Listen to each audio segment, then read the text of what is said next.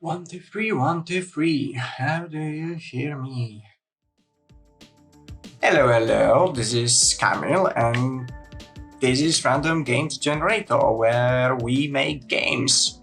And I do them for a living. Recently started to make little projects after hours, so this is one of them. And it's called the Random Thing game, which is, because I'm random, and this is a game about things, so you know. And today we'll make a player pawn. What is player pawn, by the way? Player pawn is basically everything which can be controlled by player. So it can be a character, it can be like a car, whatever in your racing games, a plane, which I don't know how to draw or whatever, I think something like that. Anyway, basically, anything that you can move and control is player pawn. What I want to achieve is grab another color. What I want to achieve is having a sponge, I guess, or whatever object I decide on, and I want it to, fly everywhere, basically, on demand. So I want us to be able to click anywhere on that sponge, drag somewhere in space, and basically this will be our sort of force that we will use to make it fly. So with that in mind, we can start. Okay, so let me grab this one and take this one away.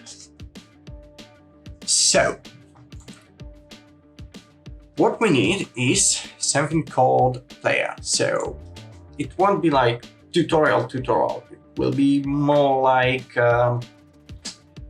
workflow video, kind of, I guess.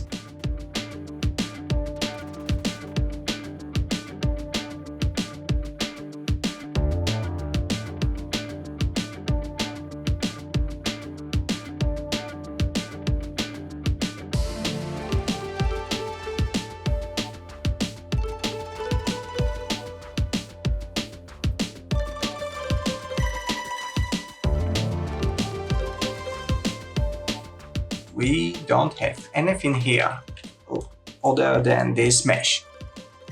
So how do we create the rest of it? Here we've got something called spring arm, and this is basically like, if that's, got a prop. If I have dishwashing sponge and I have this spring arm, here will the camera that we attach it to, and we'll rotate it based on this this point. So this is our spring arm, and to this we have to attach camera, if I can spell correctly, and this spring arm has to use, this will be slightly longer, like 500 units, which are roughly like centimeters, something like that. And next one, we want it to use pawn control rotation.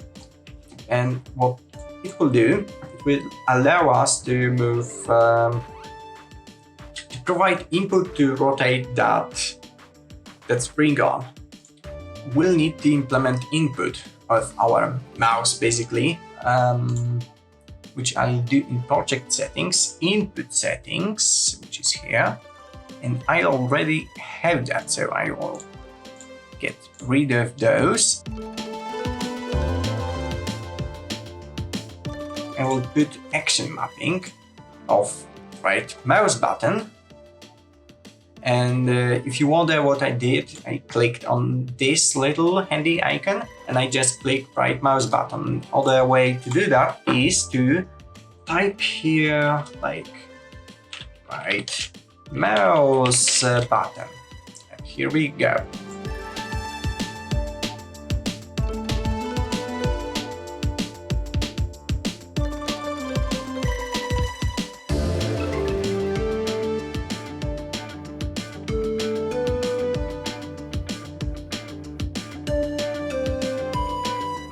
To be able to look up and look right, we have to provide input to our controller. So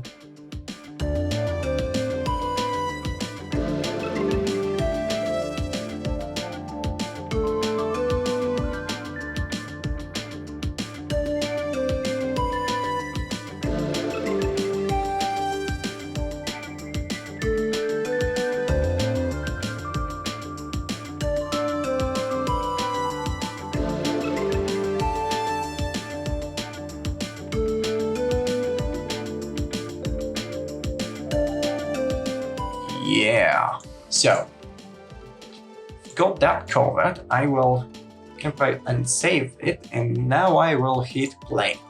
And if we click right mouse button, you can go left, right, and yes, as I said earlier, well, I said that.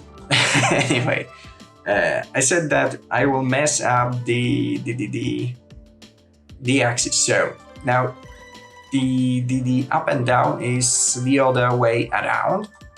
So I will make this look up, scale -1, and now if I stop it and play it again, it's correct. So we want that to basically be able to fall down. We have to go back to the blueprint and static mesh, which is our physical manifestation of our actor, basically. In those details panel, you can search for something like simulate physics. Yay! And right now, oh no, I closed that window. By the way, if you do that, you can always find it here. Window details. Boom, you've got this one. If I now play it, we should fall down, that in slow motion, hopefully.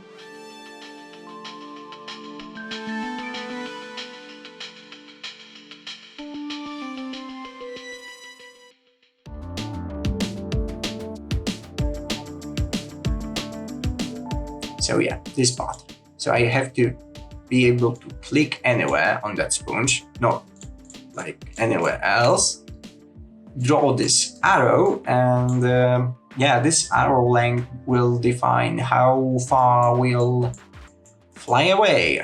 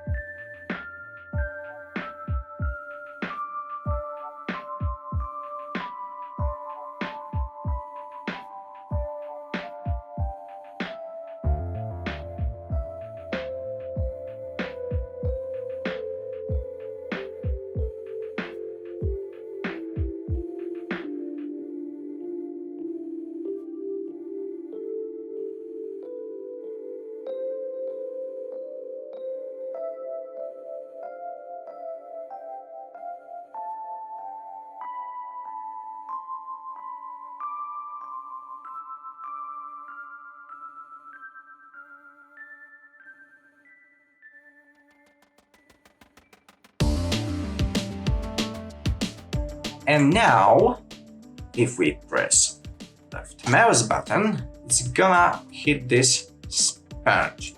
So, great. We're going somewhere.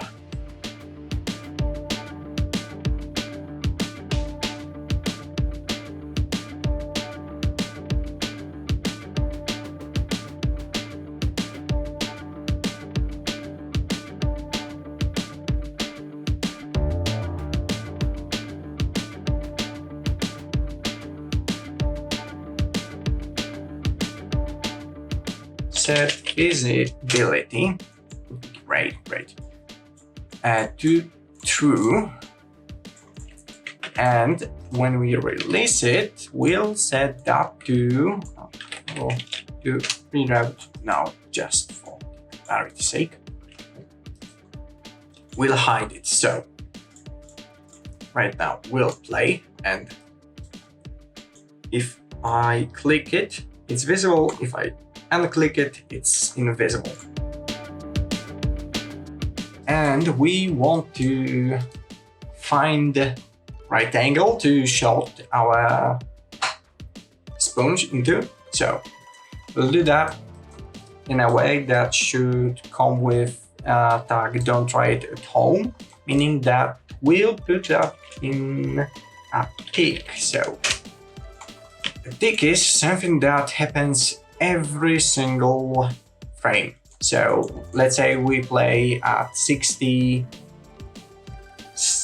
frames per second, so it will happen 60 times per second. So we don't want to put too much things on that, and I've noticed that a lot of tutorials don't say you that you shouldn't use that. But for like prototyping sake, it's totally cool.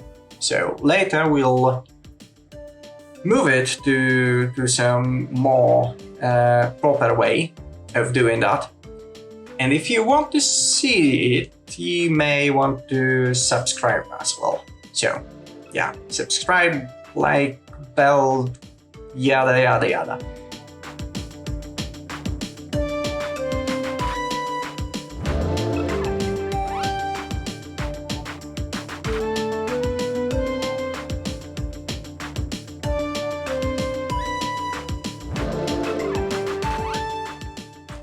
I want to save like this one first, which we do once per click, so to speak.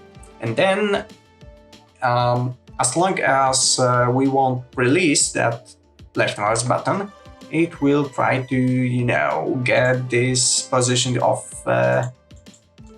cursor on screen and deproject that into world. So it will find the end of that line.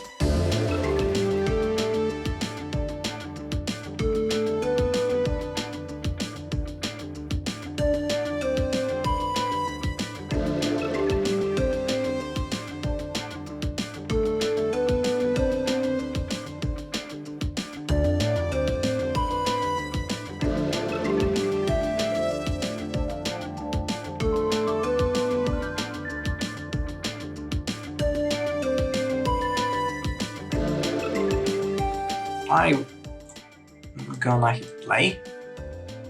It's going to face our cursor on the plane, right? And now I want to scale it so it matched this kind of force that we use.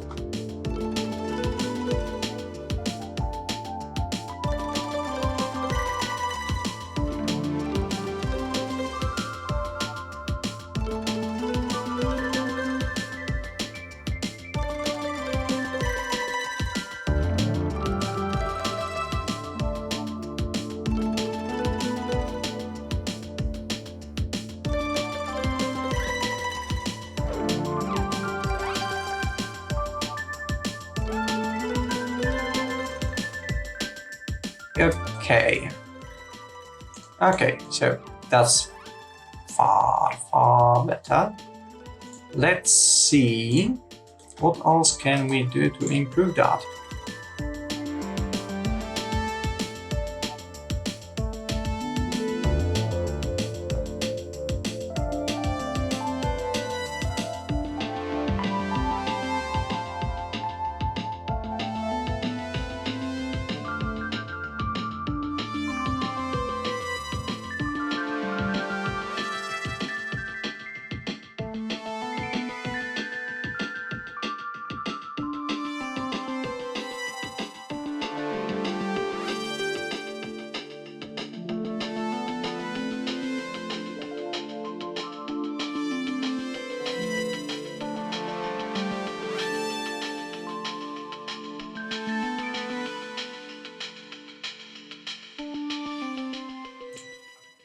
So yeah, now it's gonna fly.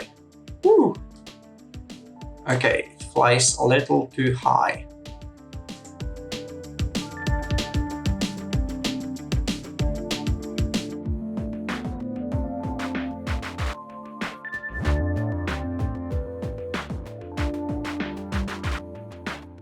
Okay, sorry, totally my bad. Basically, I don't need that because I'm doing that in a proper way, so it's not like I'm checking from here to here, but I'm checking from here to arrow point, to arrow endpoint, I guess. So I don't need this spin. And strength is obviously kind of high. I could do that. Why? Yep. 1000 is still high. And 100 will be... Will that be enough? Is it okay? It's kind of okay. So, yeah, we've got our bone. This is what we will be playing with. Well, after a few improvements, I guess, but the base is here. So what else can we do? I could make that like 200, I guess. And could probably do, well, let it be like 100 kilos. And I will see if that even moves. Yep, I could do some bubble flips, I guess, with that amount of luck. First try, definitely. Oh, second try, yeah. Great. What else can I improve upon with really small cost? Yeah, so what I'm doing is, when it comes to simulating physics, it is like kilograms. So I'm using like 100 kilos just to let it be like something even.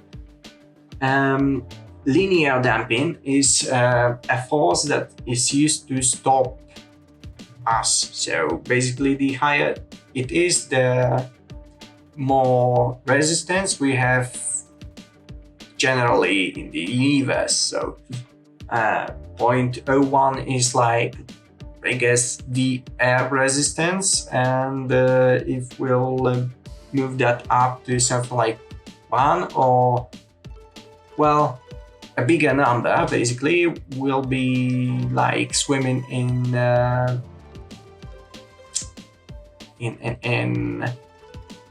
something that is dense, basically. Angular damping is kind of the same force, but it prevents us from rotating indefinitely. So we'll stop rotating. We won't be like always doing treadmill thing. So I'll put that somewhere around here, and this will put somewhere around here, so we could stop. Yep. Good. Great. And yeah, this camera movement is kind of stiff, my guess is. So instead of that and that, I want something that is little laggy, so it goes like boo, and camera follows with some lag. And there is in Spring Arm a method for that, and it is called enable camera lag. So we'll do that too, and we'll enable also camera rotation lag, I guess. And if you hover over this thingy here, you'll have that note that the lower you go with that number, the more lag you have. So let's test this out. It's 10 right now, so it's kinda too snappy, I guess. Want something more fluid, whatever. I'm not native speaker. So we'll set that to 2, maybe 2, not 0.2. 2.2 would be overkill. Okay, so yeah, that is definitely too slow. Let's do that. Yep, too slow. Let's do 6. Okay. We'll close that. And yeah, 6 is... Oh, nailed it. 6 is okay. So we'll use that, and we'll also 6 when it comes to rotation lag. So whenever we rotate, it goes like a little bit further. I guess it's okay. So the next part will be damage dealing to the sponge, because I don't want it, the thing, be only sponge. I will also like eggs and stuff like that, so they will crack sooner than obviously that soft little squishy piece of material or something like that. And yeah, for that we'll need damage. So if you want to check it out, then subscribe, like, or whatever you want, and see you later.